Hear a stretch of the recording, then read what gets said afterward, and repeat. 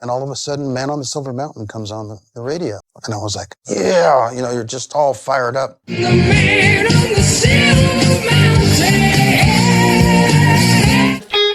Baddest of all the musicians on the planet. You know, he had that ridiculous voice. Who the hell is that? Mystical, magical aura. All I see is that. With Dio singing, it was a remarkable step forward in that genre. It's taking this spaceship to a new place. In the heat and the rain, with whips and chains. I think Ronnie suited the band the most. This is how I sing, and it had balls, you know, big ones. As a fan, it seemed like it was one more step into what was heavy metal. By the time Rainbow gets going, you've got the Mount Rushmore of heavy rock, Purple, Sabbath, Zeppelin. All of them shared a common denominator in the sense that they were all coming from the blues. I don't think Rainbow ever equalled the success of Deep Purple, not in the public's perception. Deep Purple were partly his image and partly his creativity, but it belonged to everybody else. Rainbow was him. Rainbow was his definition, his moment of stepping into the spotlight and saying, this is me, this is where I want to go. That gave me all the strength and all the power I ever needed in guitar playing and music and just my everyday shit. Rainbow are not huge in America. Rainbow never got there with Ronnie as the singer. And I know that bothered Blackmore tremendously, and he was consumed with getting Rainbow on US radio. Experiencing the road, and it was fun for a while, and then it got a little bit tense. He said, you think maybe you should try to write some songs more about relationships? And I said, no, I wasn't going to write love songs. People would move and the tension would shift and people would have to leave or be fired. Yeah, you know, you're just all fired up. And Ronnie spoke up. You know I don't play piano. I'm a singer. I said, get out of here. After what he's done. For me, that was a little disappointing to see that happening. He is difficult to work with. I don't want to work with someone that's that trivial, that ridiculous. I said, I can't work with this guy anymore. Just get him out of my life. He stayed true to himself, and I think it really pissed off a few people. It got very tense, and so Ronnie was actually fired. Now where do we go? Ronnie didn't get any royalties from Rainbow until after he died. I think Ritchie would be remembered as somebody wild and untamed. I think Ritchie Blackmore spent a lot of his career looking for the perfect lineup, and when he found it, he still wasn't happy with it. Through it all, there was Ritchie Blackmore.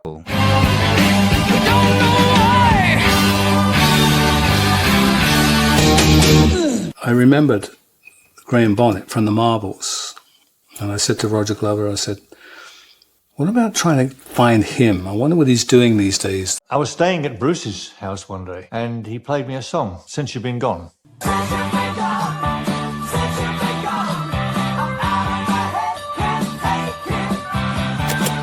He said, well, Ritchie wants to do it. I said, get out of here. After what he's done, especially with Rainbow Rising, how could he want to do this? And believed that the unique selling point of Rainbow had nothing to do with Since You've Been Gone, Baby. And Ronnie spoke up. That was the time where Rainbow did get airplay. In America, it wasn't with Ronnie. For Ronnie, on a personal level, it was a disaster. Joining the band in 1979, Bonnet brought a new vocal style and image that marked a dramatic shift from the mystical, fantasy-driven era of Ronnie James Dio to a more accessible, radio-friendly sound. Unlike his predecessors, Bonnie came from a pop and R&B background, known for his work with the Marbles and solo success in the late 70s. So I had to learn a Rainbow song because I knew nothing. I didn't know who Rainbow was, I had no clue, so I had to go out and buy albums and listen to the music, and I thought, well, I don't think this is really me. You know, I'm more into like R&B and pop kind of stuff. remember going over there one afternoon. I heard this, "Will You Still Love Me Tomorrow" or something in the background. And it was off of my album. And I said to Roger, "Why is he playing that?" He said, "He just loves your voice." I get the same old dreams, same time every night. That guy had an amazing voice. Could sing an F sharp above top C, and that was going some. These four walls are closing in.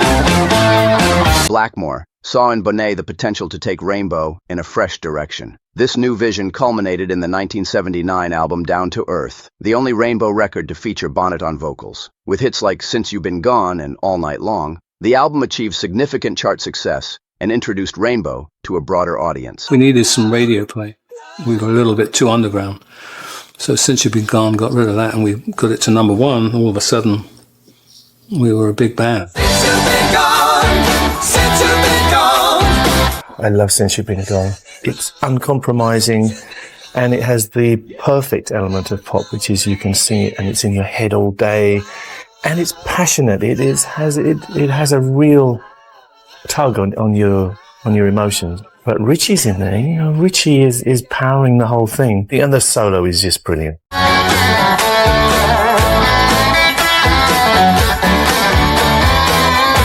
Yeah, we were riding high at that time. 1980 was our biggest moment, I think.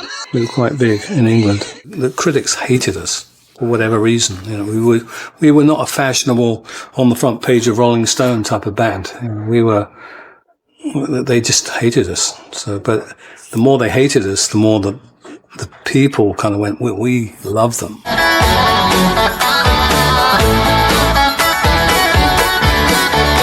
Bonnet's powerful voice, clear, aggressive, and distinctly non-metal, was a stark contrast to Dio's operatic style. His stage presence, complete with short hair and a tailored suit, also clashed with the long-haired, leather-clad rock image of the time. It was a hair situation.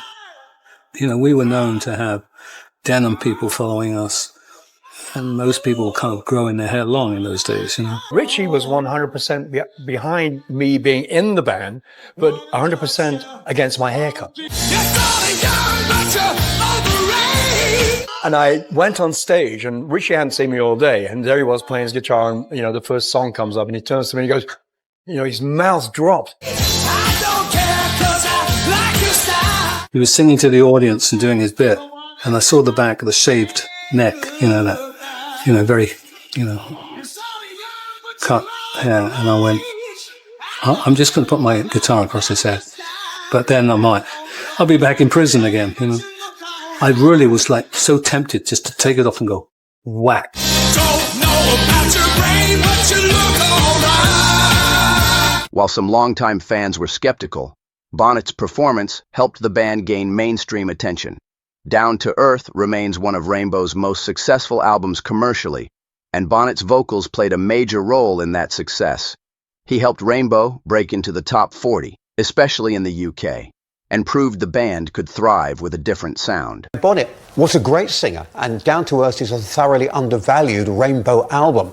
But again, the problem was that Blackmore saw Bonnet not quite as having what it took in terms of personality to allow Blackmore to be himself. Despite the success, Bonnet left the band after a single album and tour, partly due to personal differences and the demanding nature of Rainbow's direction. And he was gone. And it was a very, very sad day. And he left the band, and later I did. That was my last show too, but I didn't know this at the time.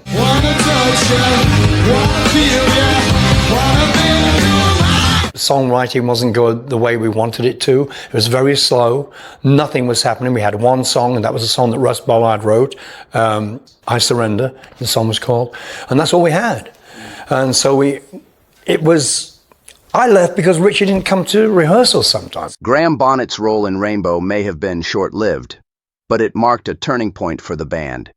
He helped bridge the gap between heavy metal and hard rock radio, leaving behind one of the band's most recognizable hits and a legacy of bold change. Like a month or so later, I thought, oh, fuck, what have I done? You know, I've left something that was great.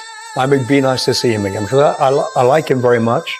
He was a good friend, and he taught me a lot about the music I was suddenly pushed into, which I knew nothing about, and he was a great teacher. Yes, I do. listen to this record. I said, look, I said, Barry, I've heard so many singers, I can't hear anymore. I've got to get out of here. So he said, just listen to this. And he played one track as I was leaving. And I went, actually, that sounds interesting. Who is this guy? And he said, guy from New Jersey.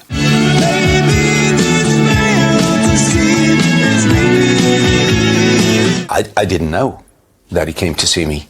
I later found out when I got a phone call, living in Manhattan, Lower Manhattan in the West Village, one room studio, I think you call it, and a mattress on the floor, money running out, and got a phone call from Barry Ambrosio, and he put Ritchie on the phone, and of course I complete disbelief, and he said, no, it's really me, and I said, well, all right, and they put the road manager on and told me train to take and to go out to the studio. I put up no fuss, no fight, no nothing like that. So I really felt good about it. And also at that point in time, I had a solo album for Elektra Records, and things were going well for me, and Ritchie and I promised to get back together again anyway. So I had no compunction about it. I felt good about it. He started playing Hey Joe. I grabbed the mic, started singing it. Never even said hello to John or Ian at that point. Finished the song, and then there was some handshakes. And John started to play this keyboard bit, which later became on the Purple album, The Cut Runs Deep. And I started singing the exact lyric, as Ritchie always called it. I had a magic bag of lyrics. And I would just pull out a lyric that suited this and sing a melody. And it was the exact lyric. There it was. Bam, there's the song. So John and Ian were convinced that I should be the guy.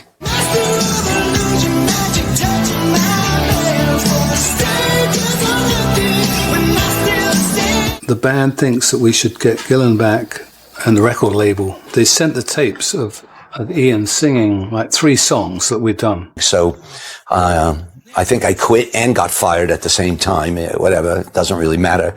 But it was nerve-wracking and just turmoil and very stressful.